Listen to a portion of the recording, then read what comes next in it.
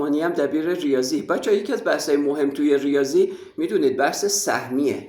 سهمی به چی میگن؟ خطوطی که به شکل منحنی هن.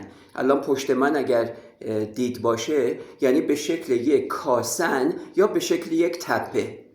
حالا سهمی اگه به شکل کاسه باشه یه نقطه داره که از همه پایین‌تره، بهش میگن مینیموم، و اگر به شکل تپه باشه یه نقطه داره از همه بالاتر، بهش میگن ماکسیموم. بچه سهمی رو از کجا میشناسن؟ سهمی حتما معادله درجه دوه، یعنی توانش دوه.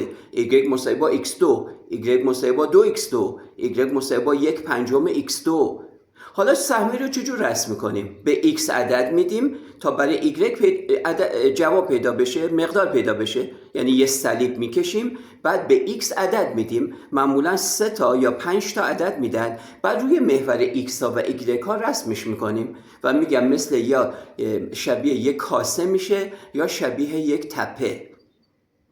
حالا اگر خطی بیاد سهمی رو نصف کنه بهش میگن محور تقارن که خودش یه فرمول داره، x مساوی منفی b روی 2a